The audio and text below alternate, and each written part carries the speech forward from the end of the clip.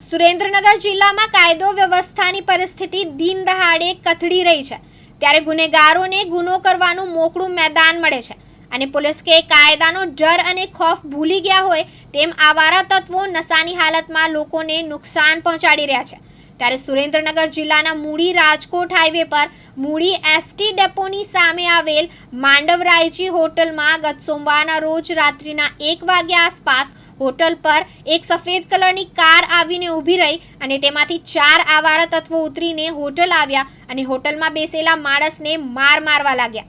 હોટલમાંથી માલ સામાન લઈને ફરાર થઈ ગયા હતા. તેમજ હોટલના સંચાલકે જણાવ્યું હતું કે આ શખ્સો દારૂના નશામાં ધૂત હતા અને આ બાબતની જાણ મૂડી પોલીસ સ્ટેશનમાં કરવામાં આવી હતી.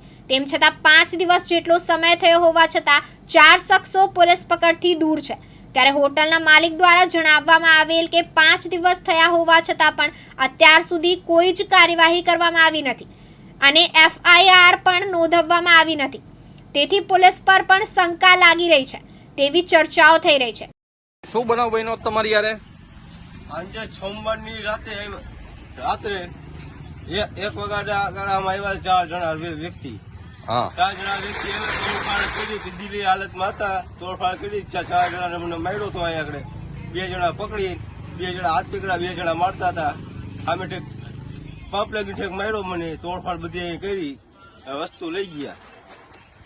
પછી તમે કઈ આગળની કાર્યવાહી કરી? એમાં પોલીસ સ્ટેશને કઈ ફરિયાદ નોંધાવી? શું કર્યું? હા, સાંજે રખાવી, ફરિયાદ કરીને આવ્યો હતો. હા, તો એનું શું તમે ફરિયાદ નોંધાવી તો FIR તમારી દાખલ થઈ ગઈ છે કે નથી થઈ?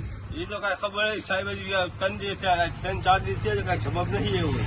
હજી તમને કઈ રિપ્લાય આવ્યો નથી એનો? હજી એવું હોય નહીં. બરોબર છે. અને ગાડીમાં આવ્યા હતા એ લોકોને તમે ઓળખો છો? આમ જોયે ઓળખી જાઉં. બરોબર છે. કેટલા લોકો હતા ટોટલ? હતા 4 જણા. 4 જણા હતા. કેવી ગાડી લઈને આવ્યા હતા?